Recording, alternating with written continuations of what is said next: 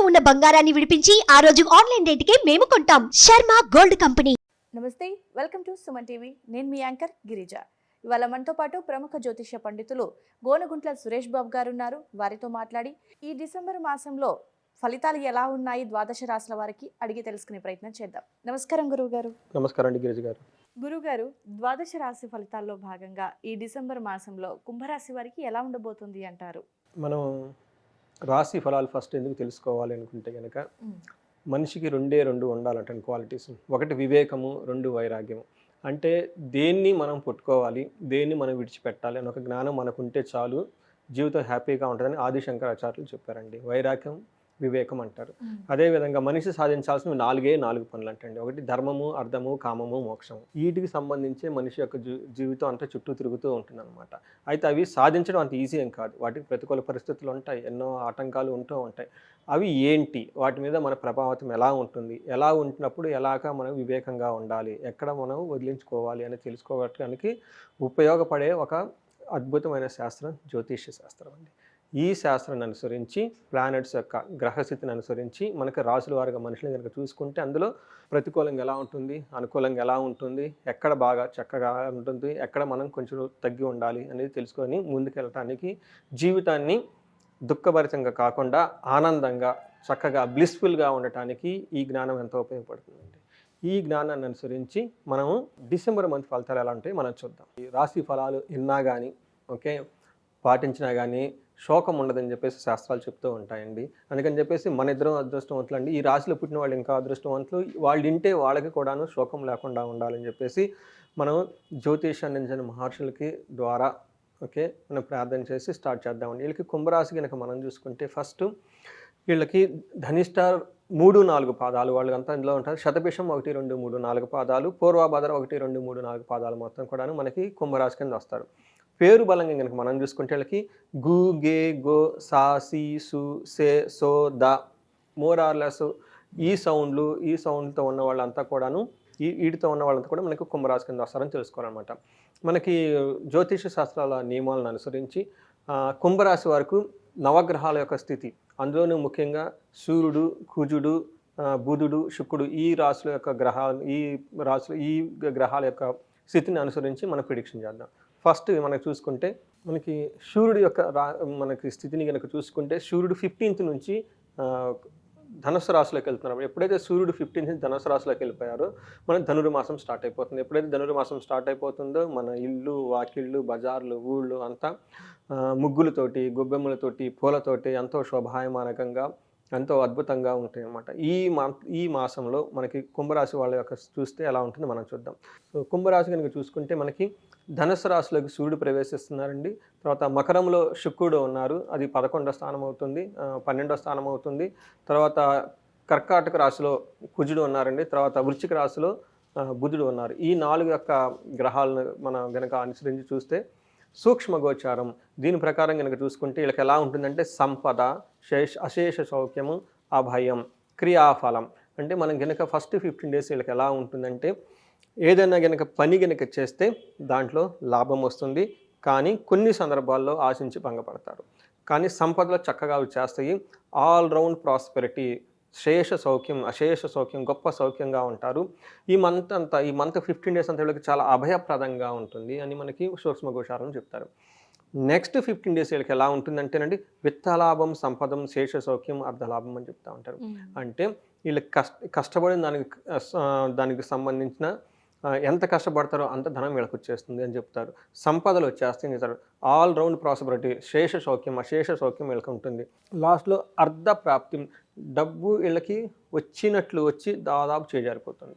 దాదాపు 99% చేతికి వచ్చేసింది అనుకుంటాయనుకో ఆగిపోయే అవకాశం ఎక్కువగా ఉంది. ఈ విషయాన్ని గమనించుకొని వాళ్ళు చక్కగా ప్లాన్ బి పెట్టుకోండి. మరి బ్లైండ్గా డబ్బులు వచ్చేస్తాను కాకుండా ఏదో ప్రోగ్రామ్ పెట్టుకుంటారు, ఈ డబ్బు వస్తే చేద్దాం అనుకుంటారు. అందుకని రాని పక్షంలో బాధపడే అవకాశం ఎక్కువ ఉంటుంది. కాబట్టి దానికి తగిన విధంగా ఇంకొక సోర్స్ కూడా ఆల్టర్నేటివ్ పెట్టుకుంటే ఏమంటారంటే సడన్ సర్ప్రైజర్ లేకుండా ఉంటుంది. సో మనకి సూర్యుడు కనుక గమనిస్తే మనకి ఎలా ఉంటుందంటేనండి వీళ్ళు 50-50 రిజల్ట్స్ తీసుకొని వస్తున్నారు. కొన్ని చోట్ల చాలా అవకాశాలను తీసుకొస్తున్నారు, కొన్ని చోట్ల చాలా ఛాలెంజ్ని క్రియేట్ చేస్తున్నారు.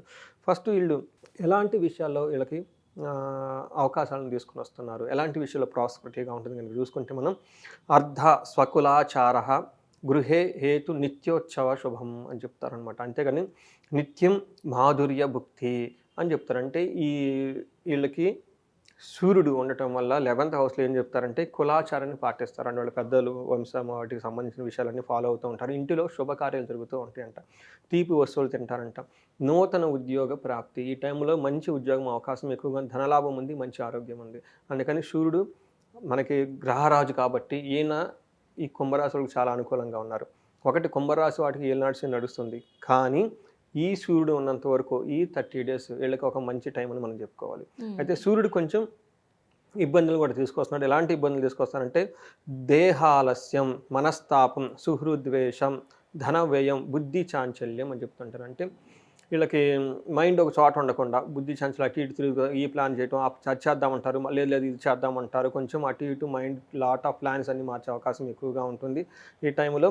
కానీ స్నేహితుల వల్ల ఇబ్బందులు పడితే అవకాశం ఎక్కువ, ధన వ్యయం ఉంది, బుద్ధిని కోల్పోతారు. అంటే సరైన డెసిషన్ మేకింగ్ తీసుకోలేని స్టేజ్లోకి వెళ్ళిపోతారు. తర్వాత మనకేం చెప్తారంటే పిల్లలకు కూడా కొంచెం మనస్తాపం జరిగే అవకాశం ఎక్కువగా ఉంది. ఇదంతా సూర్యుడు వల్ల వాళ్ళకి, కుంభరాశి వాళ్ళకి.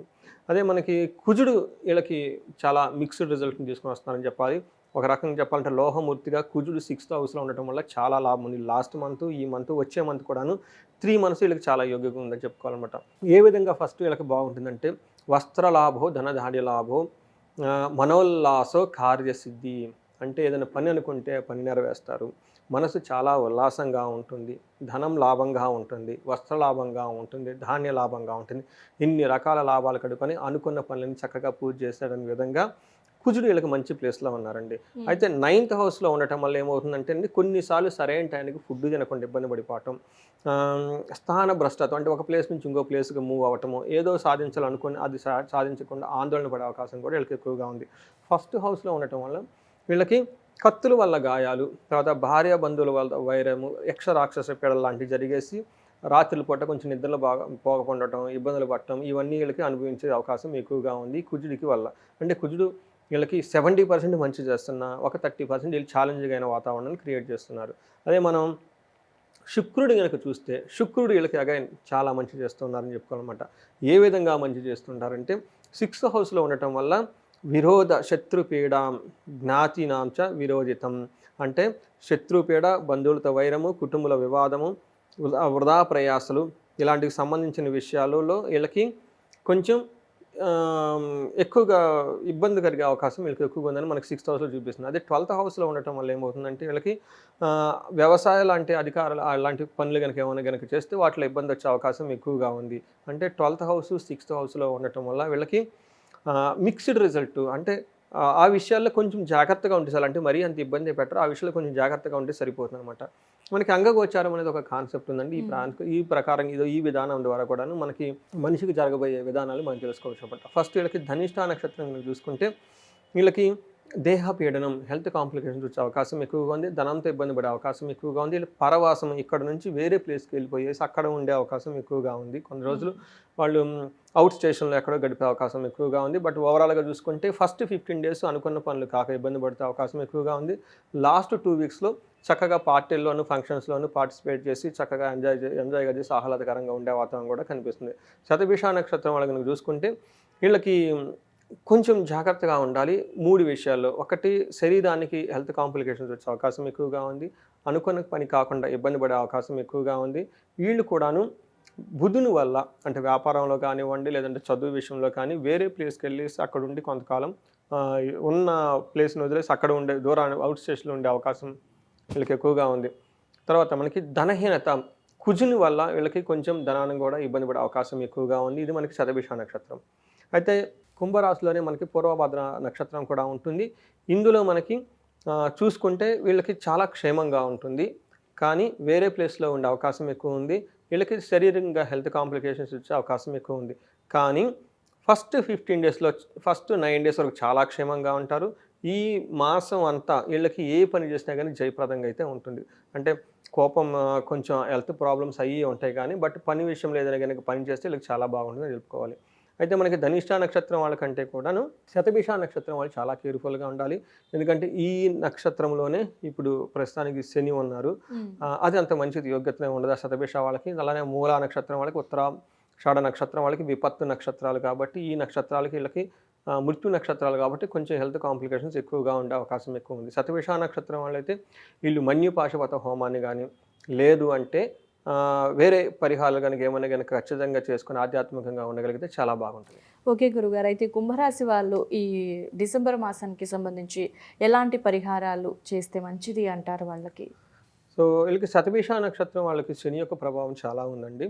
వీళ్ళు కాలభైరవ అష్టకాన్ని పఠించినా కానివ్వండి, లేదంటే హనుమాన్ చాలీసా రెగ్యులర్గా చదివితే కానీ చాలా బాగుంటుంది.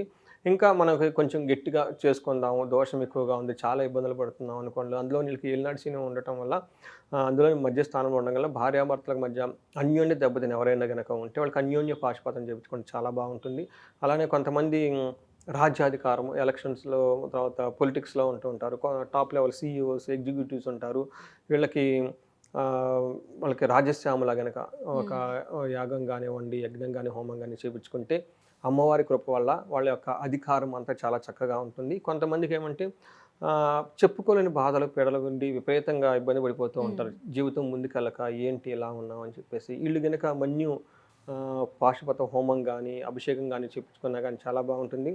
శతభిష నక్షత్రం వాళ్ళు శని యొక్క ప్రభావం ఉండటం వల్ల శని గ్రహానికి వీళ్ళు జపము, హోమము, తర్పణం కనుక చేయించుకోగలిగి ఒక హోమం కనుక చేయించుకోగలిగితే చాలా బాగుంటుందండి. ఓకే గురుగారు, చాలా చక్కగా వివరించారు. ధన్యవాదాలు గురుగారు. ధన్యవాదాలండి.